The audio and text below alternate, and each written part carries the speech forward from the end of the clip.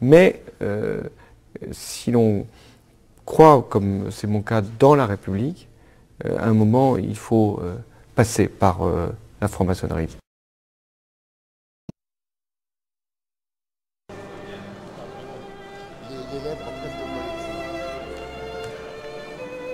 Bon, je vous remercie de vos réponses que cette assemblée a suivies avec beaucoup d'attention. Et en plus, vous avez su vous inscrire tout à fait dans les créneaux horaires qui vous avaient été indiqués. Donc je vous en félicite grandement.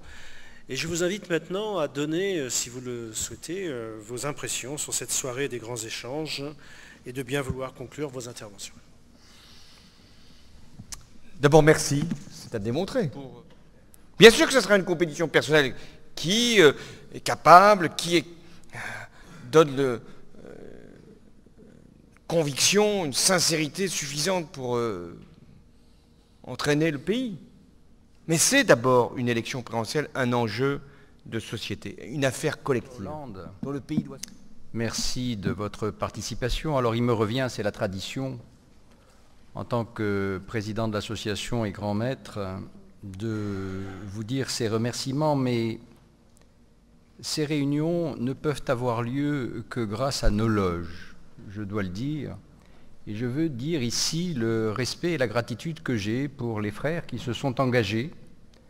Et donc il a gardé son prénom et son nom français, et bon, en revanche protestant lui aussi. Et en fait, la maçonnerie anglaise, maçonnerie tout court, alors vous avez la maçonnerie athée, la maçonnerie déiste qui dit qu'il y a une entité supérieure sans donner de définition précise. En fait, le bloc, le cœur même de l'idéologie maçonnique, repose sur 3 points. Alors je vais citer les 2 premiers mots qui font des mots sérieux, mais je vais expliquer. Le premier, c'est ce qu'on appelle le nominalisme. En philosophie, qu'est-ce que ça veut dire? Ça veut dire que chacun a sa vérité. Tu as ta vérité, j'ai ma vérité. Et d'ailleurs, quand on discute souvent, les gens disent, écoute, je respecte ta vérité, tu as ta vérité, moi j'ai la mienne. Chacun a sa vérité, et c'est une vérité évolutive. C'est-à-dire que ce qu'on pense aujourd'hui sera changé dans 6 mois, 1 an, 2 ans. Le meilleur endroit pour ça, non, la franc-maçonnerie, aujourd'hui, c'est un des derniers endroits où réellement on peut travailler la spiritualité. Donc c'est pour moi l'unique raison réellement valable, réellement concrète. Et puis de 2, se mettre à nu, ben, c'est réellement ne rien avoir à cacher. Or, quand on est profane, on veut rentrer en franc-maçonnerie, on pose des questions, c'est toujours assez obscur, c'est toujours secret, discret. Il y a plein de...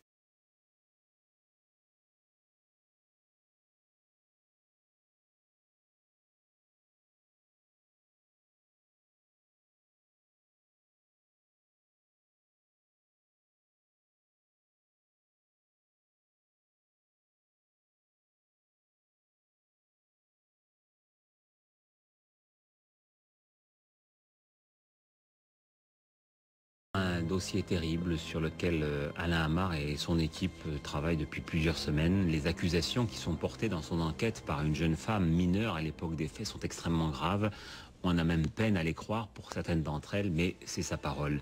Les noms qu'elle cite ont été recouverts d'un bip pour ne pas atteindre à la présomption d'innocence. Véronique a 20 ans. Depuis l'âge de 5 ans, elle a vécu l'enfer. Violée, prostituée par ses parents qu'elle a dénoncés et qui attendent de comparaître devant la cour d'assises, elle est parvenue à échapper à ceux qu'elle désigne comme ses bourreaux. Son histoire n'est pas ordinaire et peut même paraître inventée. Toutefois, s'il est légitime de douter, ce que nous a dit et répété spontanément cette jeune femme a de quoi révolter. En particulier, lorsqu'elle affirme, malgré les menaces qui pèsent, dit-elle, sur elle, avoir fréquenté une secte satanique, les martinistes, avoir subi des tortures et torturé elle-même. On se fait battre, on se fait mettre des objets dans les orifices, on se fait... Il y a des fois des sacrifices d'enfants pour rendre grâce à Satan. Il y a beaucoup de choses comme ça. On tue un animal, on nous verse le sang sur la tête et le reste dans une coupole qu'on met sur l'autel. Donc en fait, vos parents, comme tous les parents de ces enfants dont vous nous parlez, vendaient leurs enfants. Exactement, puisque ça rapporte un certain pourcentage d'argent, puisqu'un enfant qui a moins de 8 ans vaut 22 000 francs. D'où viennent-ils ces enfants? Les enfants qui sont sacrifiés ne sont pas déclarés ou sont des enfants étrangers. Notamment quand j'étais sur Agen, c'était des enfants, c'était des petits Africains, ils étaient noirs. Sur Jalais, j'en ai vu aussi, sur Nanterre aussi, mais c'était des petits blancs, des Français, mais c'est des enfants nés de viol. Des enfants nés de viol? Oui, qui n'avaient pas été déclarés, des accouchements qui ont été faits chez les parents, dans des conditions abominables. Et donc, dans la mesure où ils n'étaient pas déclarés, ils étaient sacrifiés. Voilà. Non seulement vous faisiez partie donc de la secte, mais vous avez participé à ce rituel. Dans cette vidéo, nous verrons les différents degrés maçonniques et les temples qui sont utilisés, qui sont sataniques, dans le réseau Illuminati maçonnique. Les rites égyptiens qui sont des rites antiques qui concernent les prêtres égyptiens, les magiciens. Ici, nous voyons les compas et l'équerre qui sont des symboles très très forts dans la franc-maçonnerie.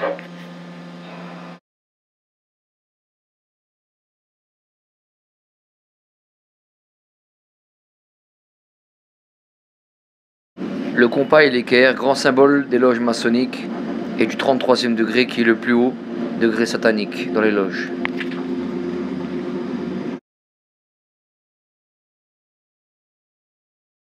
Les loges bleues, les initiés et ceux qui sont apprentis constituent tous les degrés de la franc-maçonnerie, qui sont des enseignements ésotériques, magiques de l'Égypte antique, des abominations jadis. Voici les différents ordres et maîtres au niveau des grades de la franc-maçonnerie.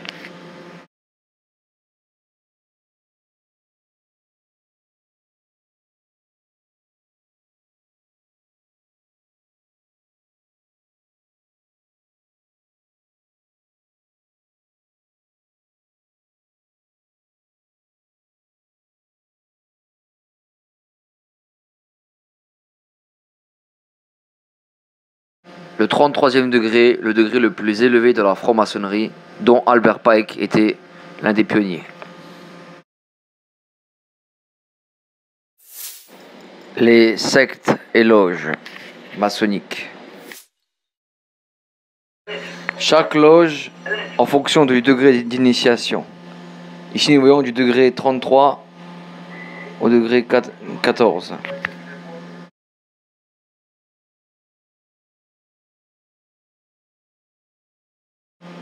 Ici, nous voyons les divers temples maçonniques sataniques qui sont mis en place au travers des loges pour enseigner donc les Illuminati.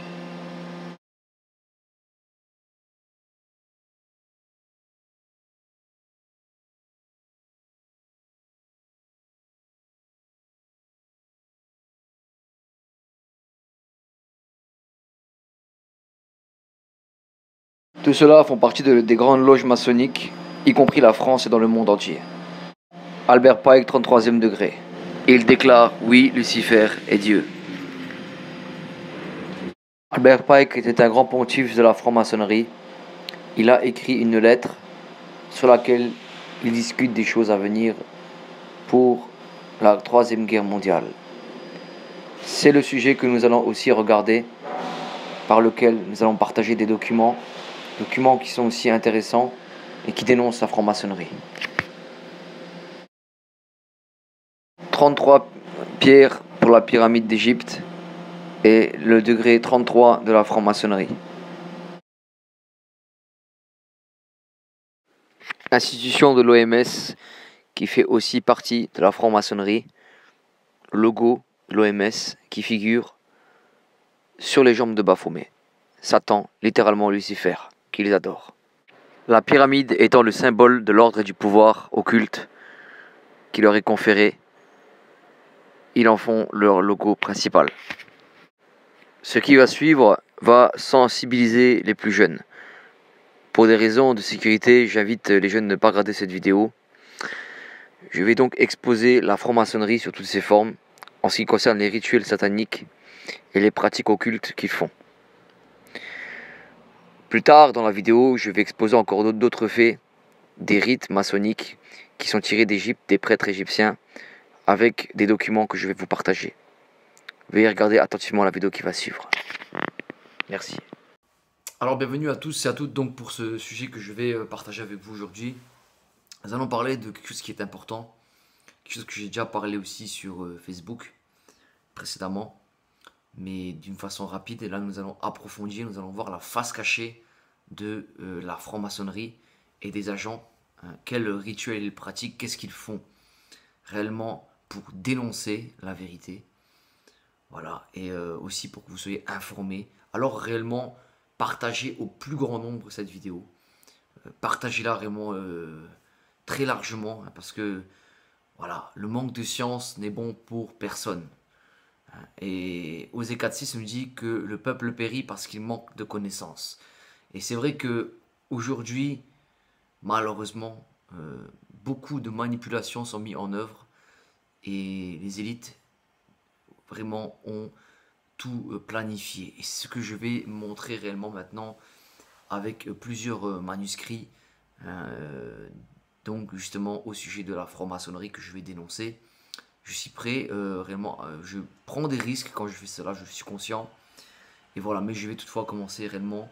Donc avant de commencer ce sujet, j'aimerais vraiment vous dire de partager vraiment tous les sujets que nous allons aborder, que je vous présente aujourd'hui. Car ils dévoilent beaucoup de choses que vous ne devez pas ignorer, à savoir les sectes de la franc-maçonnerie et leurs agents. Alors, cela a fait l'objet de beaucoup de recherches pour moi. Et sincèrement, je vais maintenant vous partager et vous dévoiler la franc-maçonnerie est une œuvre réellement des ténèbres que nous devons condamner en tant qu'enfants de Dieu. Je parle en tant que chrétien. Je parle ici pour les chrétiens, hein, qui suivent le Christ, ceux qui ont choisi de se repentir dans l'eau du baptême, de se baptiser pour être sauvés au travers du Christ. Voilà, ils ont fait cette, je dirais, ils ont pris cette décision de suivre le Messie. Alors, nous devons condamner les œuvres de la franc-maçonnerie qui sont des œuvres ténébreuses. Il est écrit dans Éphésiens chapitre 5 verset 11, « Ne prenez point part aux œuvres infructueuses des ténèbres, mais plutôt condamnez-les. » Alors vraiment, nous ne devons pas prendre part aux œuvres infructueuses des ténèbres, mais réellement nous devons les condamner totalement. Et c'est le cas pour la franc-maçonnerie, c'est le cas puisqu'il y a des traits de l'Égypte. Hein. Et donc, comme dit le récit de la Torah, connaissez le vrai Dieu. Hein. L'Égypte connaissait le vrai Dieu, mais par la suite, des rois d'Égypte se sont corrompus dans la magie. Et ainsi de suite avec donc les Juifs, etc. Donc, et c'est ce qui a créé plus tard, bien plus tard, la secte franc-maçonnique que nous connaissons aujourd'hui. Tous ces dérivés des sectes. Hein, il y a plusieurs noms, le Rose-Croix, etc. Donc réellement, j'aimerais vous dire, vous qui écoutez ce message, écoutez attentivement. Le peuple d'Égypte, le peuple d'Afrique au début, connaissait le véritable Dieu. D'ailleurs, et l'héritage s'est révélé aussi au travers du peuple d'Israël. Il est écrit dans Ésaïe chapitre 19, le verset 25, « L'Éternel des armées les bénira en disant, béni soit l'Égypte mon peuple, et la Syrie œuvre de mes mains, et Israël mon héritage. » Voyons ici par là que l'Égypte et l'Afrique étaient aussi issus du peuple de Dieu. Avant qu'ils se corrompent malheureusement au travers de toutes sortes de cultes infâmes avec des dieux, hein, des anges déchus, des anges qui ont quitté leur rang. Et nous allons voir cela parce qu'il y a vraiment de l'occultisme dans la franc-maçonnerie. Et vraiment, vous devez écouter ce message avec attention. Alors, ainsi les rois ont profané l'héritage donc des anciens du peuple qui connaissaient le vrai Dieu. Ils ont profané par la magie et la sorcellerie et par l'idolâtrie des anges. Et aujourd'hui, ce savoir qui a profané le peuple d'Égypte dans sa connaissance du vrai Dieu a été enseigné à des hommes. Et oui, qui on appelle ce savoir aujourd'hui la franc-maçonnerie.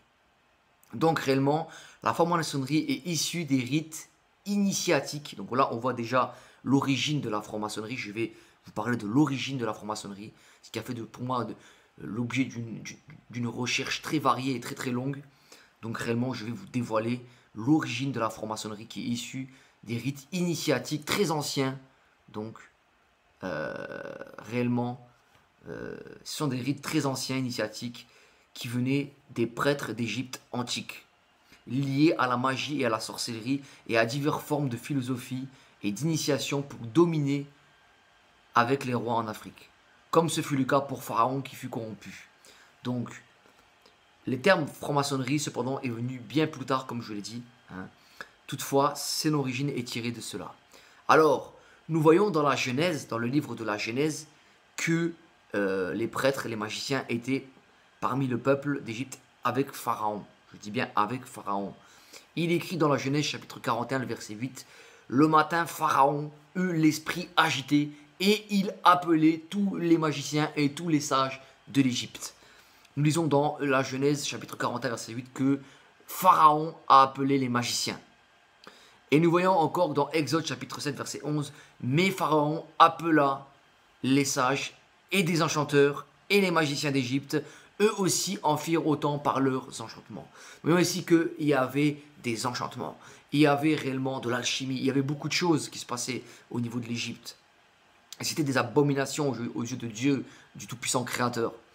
Et réellement, il dominait réellement, Pharaon et ses élites, hein, donc par rapport à tous ces cultes, à tous ces rites là qui s'étaient propagés au niveau des petits dieux par lesquels il consultait, il faisait ses magies, ses enchantements, hein, donc étaient parmi le roi et ceux qui étaient à ses côtés dans la magie et dans la sorcellerie. Il dominait en Égypte et reçut l'autorité et adora des divinités qui sont des dieux qui ne sont que des anges qui ont quitté leur rang dans l'armée céleste et ont suivi Satan. Donc de vulgaires idoles abominables, hein, je le souligne, je le précise tout de même, qui sont une abomination aux yeux de Dieu, hein, aux yeux du Créateur Tout-Puissant, voilà, selon l'écriture sainte de la Torah. Donc réellement, les oracles sur l'Égypte, hein, voici ce qui est écrit dans Ésaïe 19.1. Je fais un survol rapide par rapport à l'écriture concernant la franc-maçonnerie et ensuite je montrerai les agents qu'il y a aussi. Donc réellement c'est une vidéo qui est très sérieuse ici, je ne fais pas réellement d'obstacles, hein. Je vais aller droit au but. Donc je le disais, oracle sur l'Égypte, voici l'Éternel est monté sur une nuée rapide, il vient en Égypte, c'est écrit, il vient en Égypte et les idoles de l'Égypte tremblent devant lui. Et le cœur des Égyptiens tombe en défaillance. Nous voyons ici qu'il y a des idoles en Égypte. Nous voyons ici qu'il y a des anges qui ont quitté leur rang. Nous allons le voir plus loin encore. Même dans les manuscrits de la franc-maçonnerie, ils en parlent. C'est une abomination, hein. C'est une abomination devant Dieu. Et réellement, nous avons affaire à des magiciens, à des sorciers. Donc, voyons ici réellement l'enchantement, hein, donc que posait aussi Pharaon par ses magiciens. Nous avons vu là précédemment dans la Bible, à l'instant même de la Torah, qu'ils adoraient des idoles, des dieux, des anges qui ont quitté leur rang, hein, hiérarchie auprès de Dieu. Donc, le prophète Ésaïe l'a dit, hein, et les anges qui ont quitté leur rang ont enseigné les hommes. Attachez-vous. Ces anges-là, déchus, ont enseigné les hommes qui étaient sur terre. Ils leur ont enseigné des rites diaboliques et initiatiques. Et nous le lisons très clairement dans le livre d'Enoch, le chapitre 8, le verset 2 à 9. Avant de rentrer dans le vif du sujet, avant de rentrer dans les manuscrits, avant de rentrer dans la franc-maçonnerie même, je vais d'abord commencer par la Bible pour vous montrer que ceci est réel. La Bible n'est pas un conte de fées. La Bible nous prévient, la Bible nous avertit qu'il y a des séducteurs. La Bible nous avertit qu'il y a des magiciens, qu'il y a des gens qui sont mauvais sur terre. Christ est venu pour nous délivrer de la malédiction. Christ est venu pour nous délivrer de tous ces occulteurs-là, de tous ces menteurs, de tous ces magiciens qui nous mêlent aujourd'hui la vie dure à nous qui sommes sur terre. Ils nous oppressent, ils nous oppriment, ils sont au-dessus, hein, dans le rang, je parle civil, hein, et ils sont là, ils dirigent, hein, ils sont appelés bienfaiteurs, nous dit l'Écriture. Donc, voyons un petit peu ce qui s'est passé donc dans le livre d'Enoch, chapitre 8, verset 2 à 9, que lorsque ces anges ont quitté leur rang avec Satan, il y avait toute une armée avec lui. Et je ne vais pas citer les noms parce que c'est vraiment profane, c'est pas bien du tout. Donc là, j'ai pas envie de citer ces noms parce que c'est une abomination. Et on lit donc dans le chapitre 8, le verset 2 à 9, « L'impiété s'accrut, la fornication se multiplia, les créatures transgressèrent et corrompirent toute leur voix. » Et c'est écrit, le nom de l'ange enseigna tous les sortilèges, tous les enchantements et les propriétés des racines. Je poursuis, le nom de l'ange enseigna, encore un autre ange, l'art de résoudre les sortilèges, les exorcismes, la magie, la sorcellerie et les tours. Ce qui est une abomination, ce qui est une grande abomination aux yeux de Dieu. Encore un autre ange enseigna l'astrologie. Encore un autre ange, je ne dis pas les noms parce que c'est pas bien, enseigna les signes des étoiles. Encore un autre ange enseigna l'astrologie. Et encore un autre ange enseigna les signes de la terre. Encore un autre ange enseignera le soleil, les signes du soleil. Encore un autre ange enseigna les signes de la lune.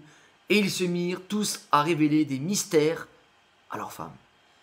Et comme les hommes périssent sur la terre, eux, une clameur monta jusqu'aux cieux, nous dit l'Écriture.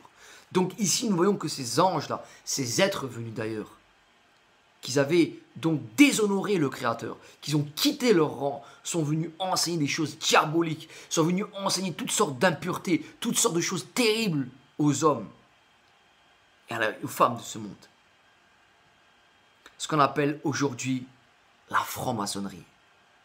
Je vais continuer, je vais poursuivre parce que là, je vais montrer au travers des manuscrits, même de la franc-maçonnerie, que eux-mêmes ils disent qu'ils attendent donc les faveurs des anges.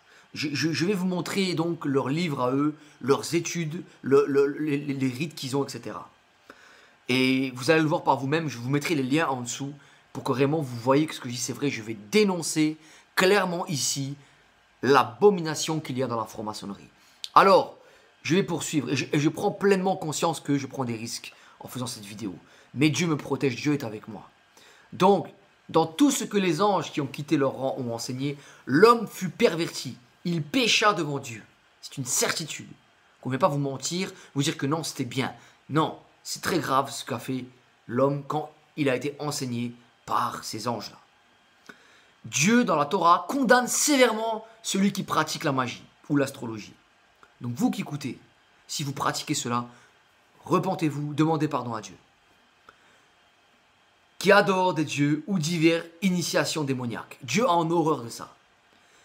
La franc-maçonnerie pratique ces rituels, donc je dis à tous ces gens qui sont dans ces sectes, repentez-vous. Dieu vous aime. Et Christ est mort, crucifié pour vos péchés. Il est mort aussi pour vous et il a ressuscité des vivants. C'est pour que vous aussi, vous soyez sauvés. Vous qui écoutez ce message, vous êtes peut-être dans la franc-maçonnerie, quittez cette secte. Dieu vous aime. Christ a été crucifié pour vos péchés. Vous aussi, peut-être qui n'êtes pas dans la franc-maçonnerie, la même chose. Vous avez commis des erreurs, vous avez commis des péchés.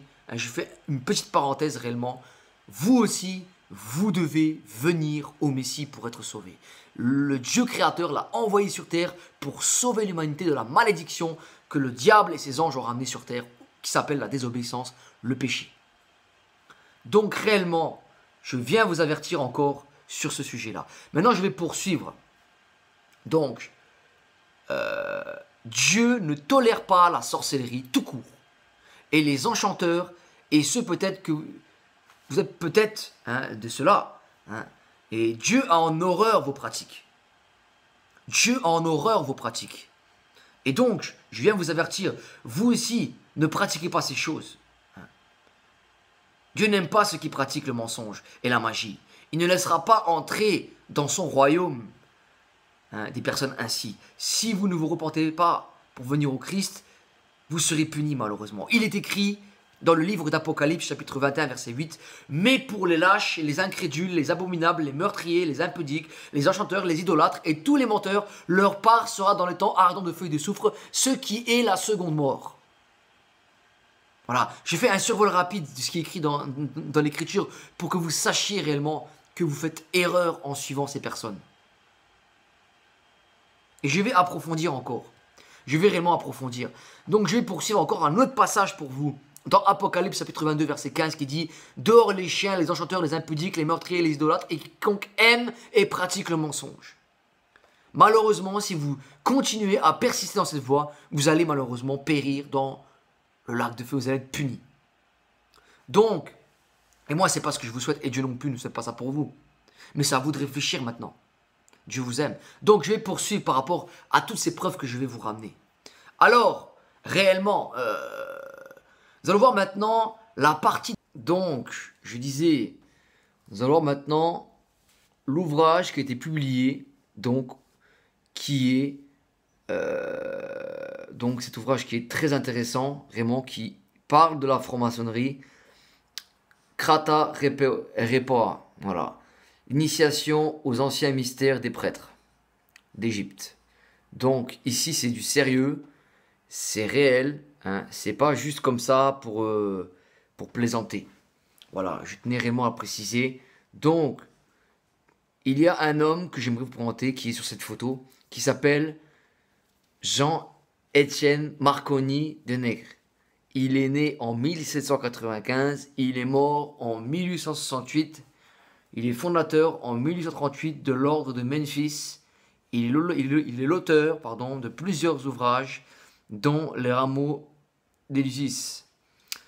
Le livre Krata Repoa, page 19, nous dit que cet homme a dit « Pour comprendre le rite égyptien, il nous faut regarder au travers des acteurs de son histoire, percevoir leur intention, leur espoir, leur vision, en un mot, leur utopie. Il convient d'aller au-delà des voiles et des apparences, par-delà les dérives, les délires théoratiques, pour saisir la part profondément originale que recèlent ces rites. » Donc, nous avons vu tout à l'heure que dans les rites égyptiens, des rois et des prêtres pratiquaient la magie. Nous l'avons vu dans les récits de la Bible. Hein. Et à la fois aussi, nous le voyons très clairement en Égypte, dans les traditions égyptiennes. Alors, bien sûr, les initiations au mystère des prêtres, nous allons les voir hein, dans la page 14, donc du livre, voilà, Krata Peora, donc, et nous allons les voir. C'est un livre qui vraiment dénonce, dit la franc-maçonnerie clairement, hein, voilà. Et donc, nous allons maintenant regarder, je vous mettrai le lien en bas, la page 14 qui dit « Ce n'est que peu à peu, et encore plus à une époque relativement récente, que l'on a introduit à la fois en France et à l'étranger des éléments tirés de la connaissance que l'on avait de l'Égypte. Quelques textes poétiques et évocateurs associés à des terminologies spécifiques et des séquences rituelles intenses dans l'implication de la totalité de l'individu en firent toutefois un rite spiritualiste d'une intéressante portée. » Voilà. Les rituels ont été en grande partie publiés par R. Ambelin dans son livre Franc-maçonnerie d'autrefois, paru en 1988 aux éditions Robert Laffont. Nous pouvons nous reporter par exemple au rituel du grade apprenti pour illustrer ce que nous venons de dire. Il est écrit « Une des caractéristiques réside dans les formules évocatrices de cette antiquité mythique. Ainsi, dans les cérémonies d'allumage des luminaires, trouvons-nous cette phrase « Maçon de la vieille Égypte ». Nous venons ici même, en la terre de Memphis, ériger des autels à la vertu et creuser des tombeaux pour les vices. Phrase connue dans tous les rites maçonniques, mais qui associée de façon originale aux origines antiques par parenté aux sympathies évocatoires. De même, nous trouvons cet échange. Le vénérable frère, second surveillant, à quelle heure les maçons d'Égypte ont-ils coutume d'ouvrir les travaux?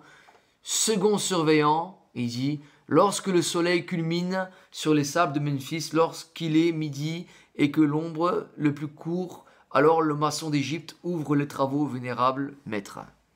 Ou encore, puisque le temple de la sagesse d'Égypte est juste et parfait, et enfin, ces deux formules lors de la clôture, le vénérable dit, frère, second surveillant, quelle heure est-il? Et le second surveillant dit, minuit plein, vénérable maître, la nuit règne, l'Égypte et l'astre de nuit baigne dans la lumière et sanctuaire endormi. Donc ici nous voyons clairement, voilà, c'est très clairement dit, les maçons d'Égypte. Voilà. Donc dans cet ouvrage, nous voyons que la maçonnerie vient aussi d'Égypte et vient aussi des juifs israélites qui ont ramené ça. Donc, ou encore, puisque le temple de sagesse d'Égypte est juste et parfait. Voilà, c'est ce qui est écrit dans l'ouvrage, la page 14, nous le lisons.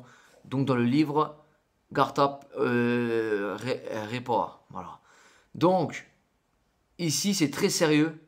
C'est très sérieux.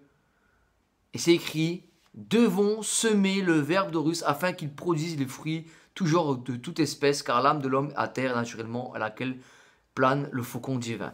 Donc ici nous voyons que ici il est mentionné le petit dieu Horus, qui est un ange, qui est une abomination. Hein.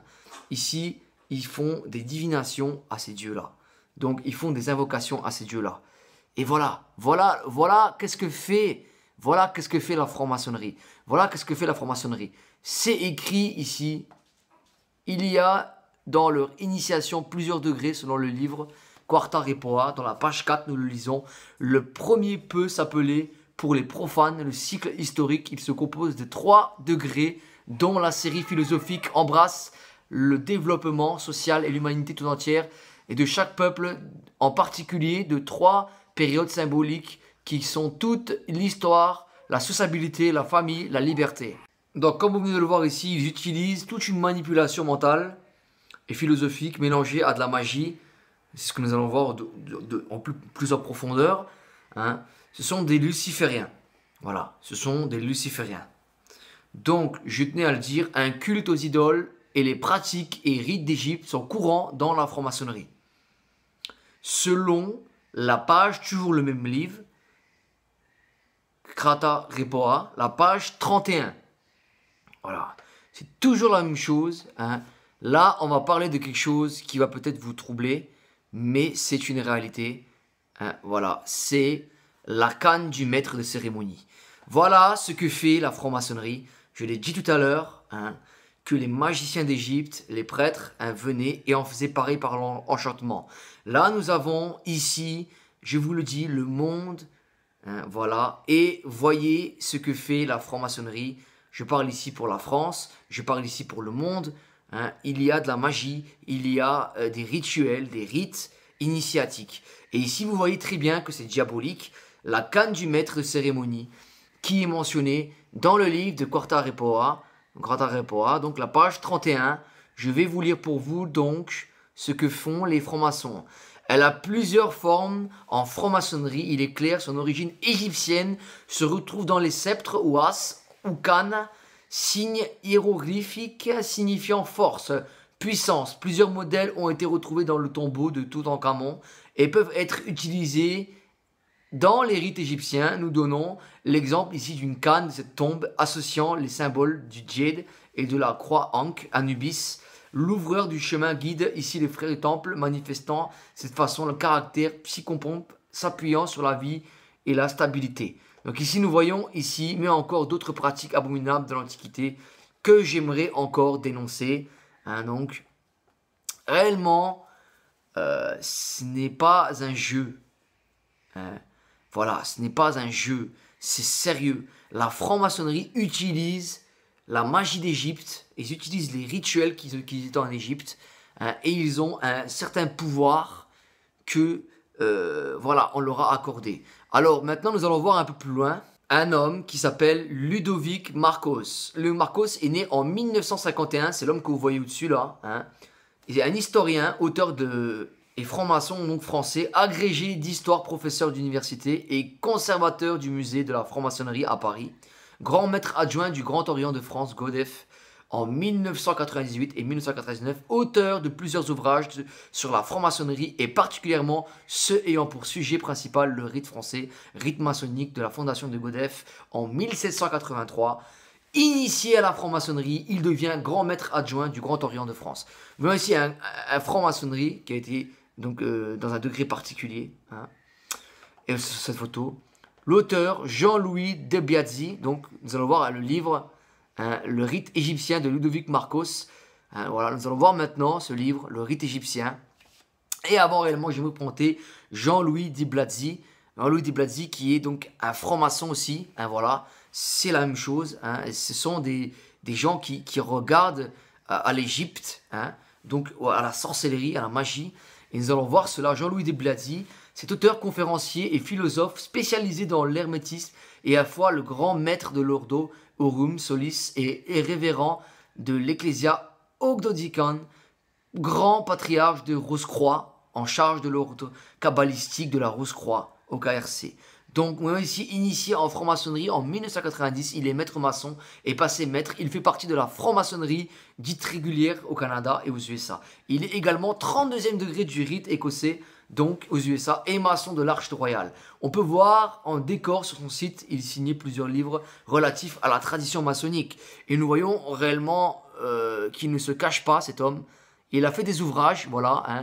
Vous voyez ici la magie des dieux, des déesses des dieux, voilà, qui est une abomination. Hein. Jean-Louis de Blasi, hein, nous voyons ici, hein, voilà, l'ABC, hein, l'ABC maçonnique, de la spiritualité maçonnique, une abomination de la magie. Hein. Voilà à qui vous avez affaire. Hein, voilà qui contrôle, qui dirige les choses hein, en France hein, et dans le monde. Voilà, regardez. Hein. Donc, ils sont gradés. Hein. Lui, il est à 32e rite écossais de la franc-maçonnerie. Voilà, donc, ils ont réellement leur plan, ils ont leur loi, ils ont tout ce qu'il faut pour vous mettre dans le moule. Hein, et ils vous manipulent très, très bien. Donc, réellement, ils ne vont pas vous parler du Seigneur Jésus-Christ. Ils ne vont pas vous parler de Yeshua. Hein, voilà, ils vont vous parler des lois humaines, de tout ça. Hein, ils vont bien vous entourlouper. Ça, c'est la franc-maçonnerie, c'est les rites égyptiens. Donc, réellement, nous allons voir maintenant, relatif à la maçonnerie, le livre...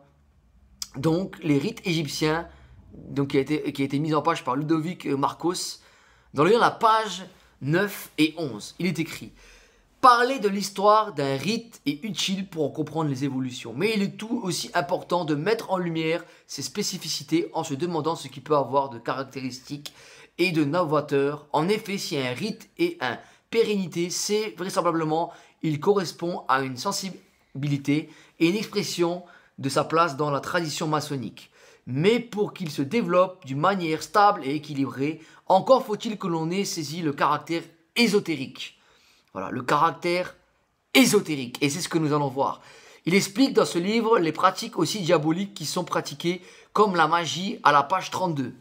Il est dit, se fondant sur le fait qu'il vise la dimension spirituelle et ésotérique, il est devenu presque commun d'en faire le réceptacle de toutes les questions qui touchent à l'occultisme, aux phénomènes paranormaux, aux sciences dites parallèles et l'irrationnel, au merveilleux et même parfois à la magie, et le lieu où l'on parlerait à mi-voix des initiations secrètes au mystère du monde, des méthodes de réception de l'invisible, de l'existence d'une église intérieure, à la tradition primordiale, des pratiques diverses nécessaires à la compréhension véritable des rites que la majorité des maçons annonnent sans comprendre. C'est également là que seraient expliqués les arcanes du tarot, de l'astrologie, où s'effectue la fusion hardie entre la tradition orientale occidentale et sur le thème aussi divers des réincarnations, l'origine du mal.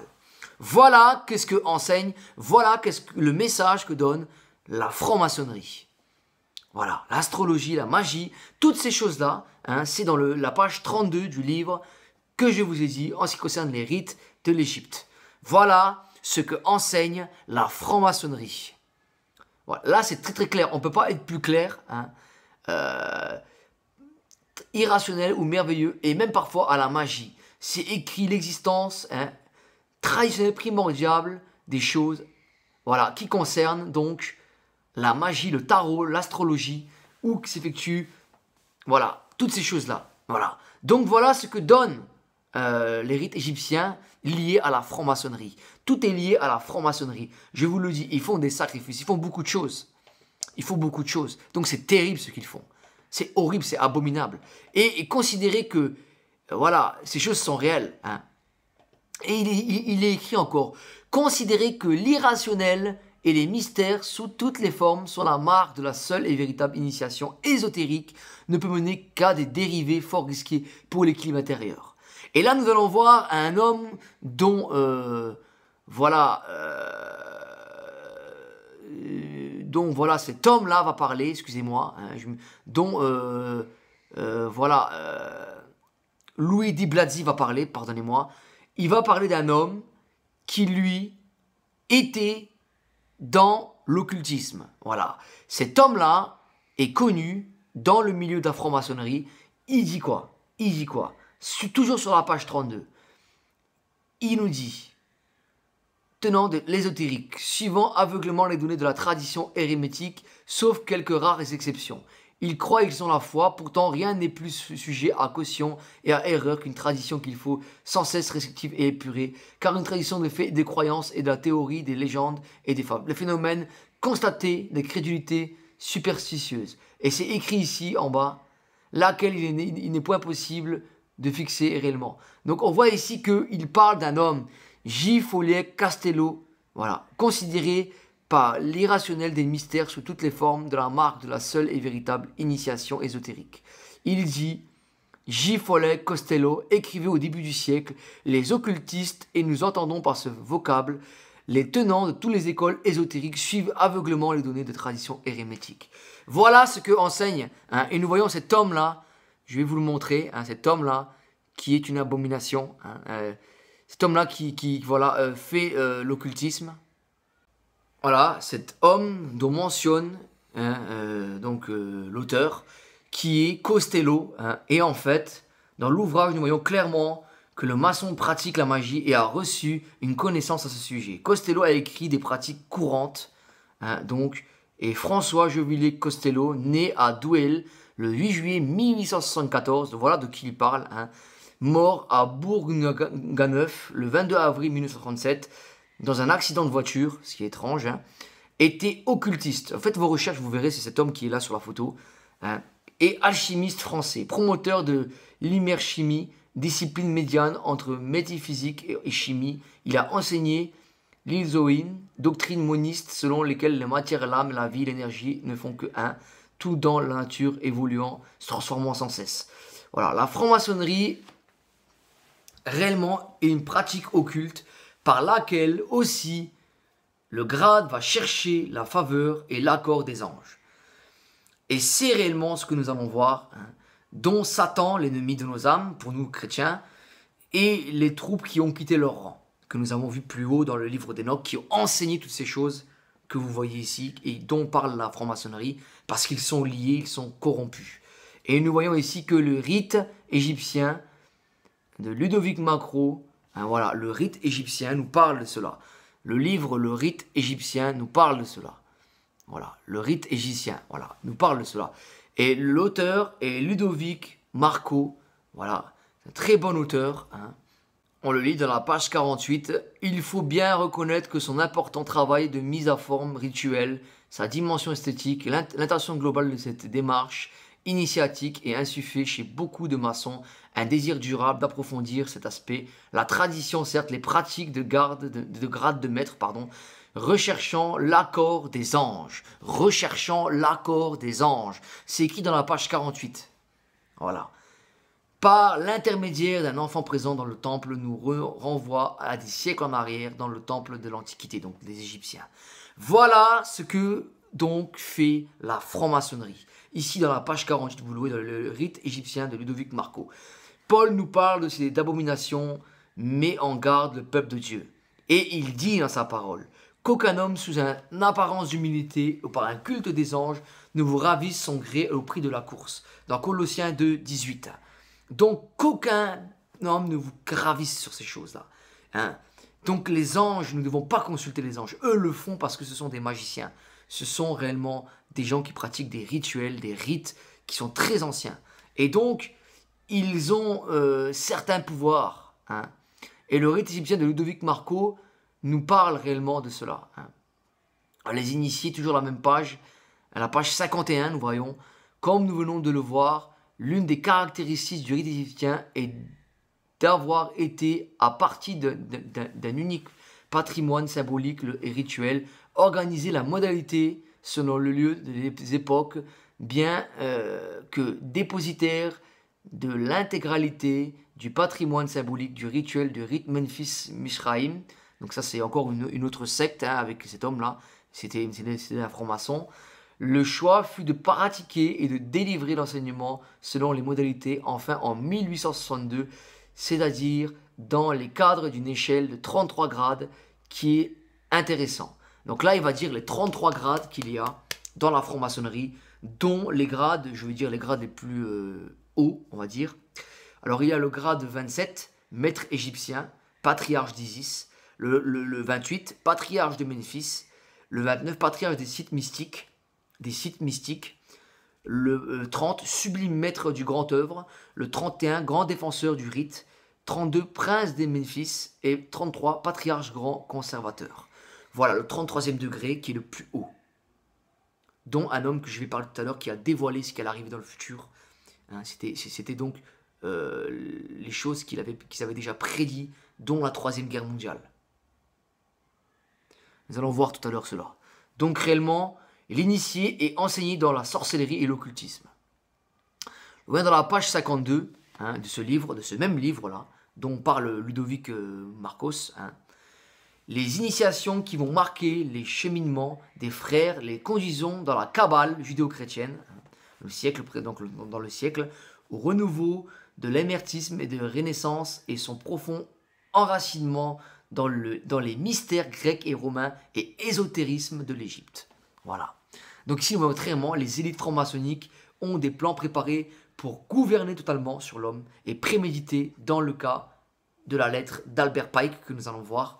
Réellement, c'est un cas réel. Albert Pike avait aussi des plans et il a donné cette lettre à un homme qui était aussi très important. Voilà. Donc nous allons voir maintenant, en ce qui concerne Albert Pike, maintenant nous allons voir le plan luciférien pour le gouvernement du Nouvel Ordre Mondial. Donc la lettre du général Albert Pike, qui est un franc-maçon du 33e degré, donc dans le rang hiérarchique que nous avons vu tout à l'heure, j'ai cité les derniers degrés, et donc la lettre du général Albert Pike, Giuseppe Mazzini, du 15 août 1871, fut révélée par le Commodore William Guy Gare en 1895-1959 dans son livre Pawn in the Game, des pions sur l'échiquier, ça veut dire. Donc, édité canadien, édition en 1954 par la Nation Federation of Christian Laymen. Cet officier de marine canadien faisait partie de l'équipe formée par l'amiral britannique Sir Battery Domville, ancien chef de la Naval Intelligence, retraité en 1936, le plus tard incarcéré par W. Churchill comme antisébuliste. Donc, celle-ci traite du schéma crise-guerre-révolution des 3 guerres mondiales, les suivis des 3 grandes révolutions qui doivent marquer donc le siècle. Objectif, chercher derrière la mise en œuvre de 3 guerres mondiales. Une grande mise en œuvre donc, et voilà, c'est ce qui prémédite. Jean Bad, historien, écrivait en 1984, écoutez attentivement, en 1984, si l'on permet le déclenchement de la Troisième Guerre mondiale, la dévastation sera si considérable que les internationalistes en arriveront à prétendre que seul un gouvernement mondial soutenu par une force de police internationale permettra de résoudre les différents problèmes nationaux et internationaux, rendant impossible des nouvelles guerres. Ces arguments paraissent logiques dans de nombreuses personnes. La face cachée de l'histoire moderne, page 553. Oui, tous les plans visent et unique objectif, imposer un nouvel ordre mondial avec la religion universelle. Le culte de Lucifer, le 14 juillet 1989, Albert Pike déclaré par exemple au 23 suprême Conseil du monde, le chef de la franc-maçonnerie universelle, le véritable et pure religion philosophique et la croyance en Lucifer. Nous voyons dans The Freemason du 19 du 1 1935. Voilà, donc ici c'est clair, la Première Guerre mondiale devait permettre aux Illuminati de renverser le pouvoir des tsars en Russie et de transformer ce pays par l'amnésimisme du communisme athée. Les divergences naturelles attisées par les agents des Illuminati entre les empires britanniques et allemands devaient servir à fomenter cette guerre. Donc, et le conflit terminé, le communisme devait se constituer et être utilisé pour détruire les autres gouvernements et affaiblir les religions.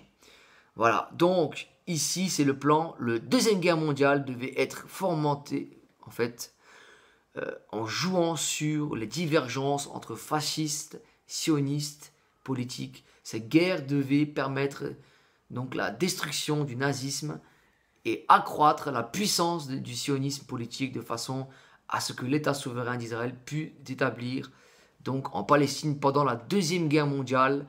La puissance du communisme international devait arriver au niveau de celle de la chrétienté tout entière. Arrivé à ce point, il devait être continu donc et mis en réserve jusqu'à son utilisation pour la dernière cataclysme social. Donc, quelle personne informée pour nier que Roosevelt et Churchill ont réalisé cette politique? Alors, la Troisième Guerre mondiale doit être fomentée et en utilisant des divergences des agents des Illuminati attiseront entre les sionistes et politiques et les dirigeants du monde musulman. Les guerres doivent être menées de telle manière que l'islam, le monde arabe, y compris la religion de Mahomet, et les sionistes politiques, y compris l'État d'Israël, détruisent mutuellement dans le même temps les autres nations, une fois les plus divisées entre elles à ce propre seront forcées de se combattre jusqu'à un état d'épuisement complet, physique, moral, spirituel et économique. Voilà. Quelle personne donc impartiale et raisonnable pourrait nier que les intrigues en cours au Proche-Orient, Extrême-Orient ne préparent pas la réalisation de ce dessein infernal? Réellement, le 15 août 1871, Pike disait à Mazzini qu'après la Troisième Guerre mondiale, ceux qui aspirent à dominer le monde sans conteste provoqueront le plus grand cataclysme social que le monde a jamais connu. Nous citons ces propos, termes empruntés à la lettre catalogue British Museum Library à Londres. Nous lâcherons. Donc là, on voit ce catalogue qui, maintenant la lettre du catalogue d'Albert Pike, donc, qui est British Museum à librairie à Londres. Il est écrit « Nous lâcherons les nihilistes et les athées et nous provoquerons un formidable cataclysme social qui, dans toute son horreur, montrera clairement aux nations les effets d'un athéisme absolu, l'origine de la sauvagerie et du plus sanglant chambardement, puis tous les citoyens obligés de se défendre eux-mêmes contre les minorités révolutionnaires mondiales.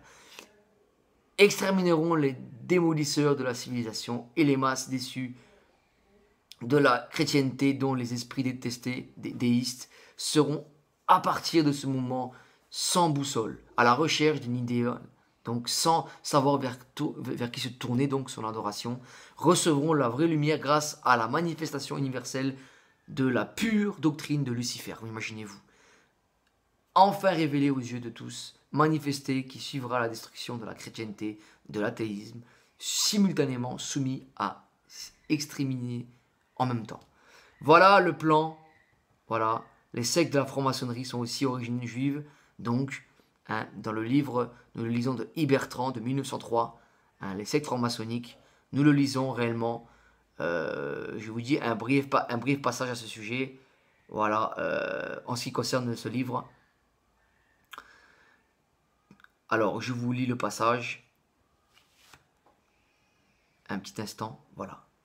Je vous lis ce passage parce que je n'ai pas la note sous les yeux.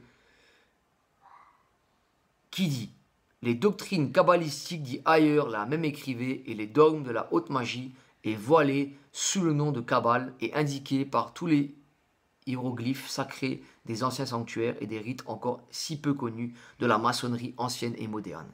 Comme si ce qu'on vient de lire n'était pas assez clair, Eliphas Lévi, dont le nom seul fait autorité de ces sortes de matières, ajoute ailleurs: la grande association kabbalistique connue en Europe sous le nom de maçonnerie,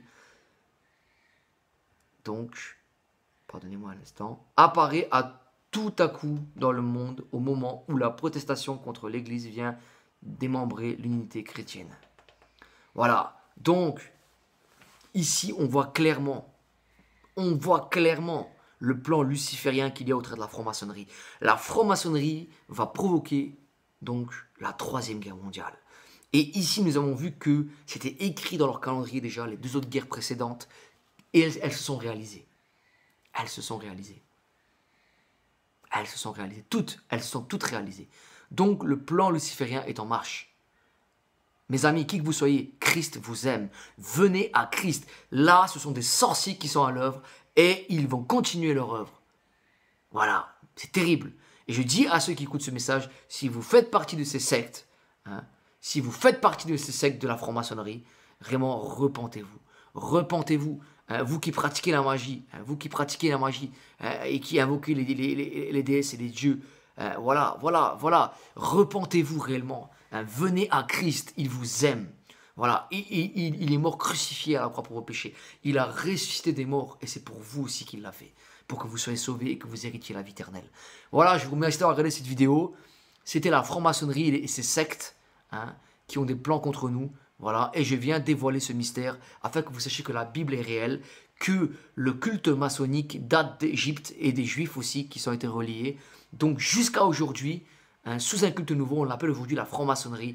Voilà, et c'est cela le plan diabolique de Satan, du diable, les lucifériens et des enfants de Satan qui l'utilisent sur terre pour faire le mal, mais sous un aspect caché. Voilà, vous avez vu la lettre d'Albert Pike, pardon, qui le montre clairement. Voilà.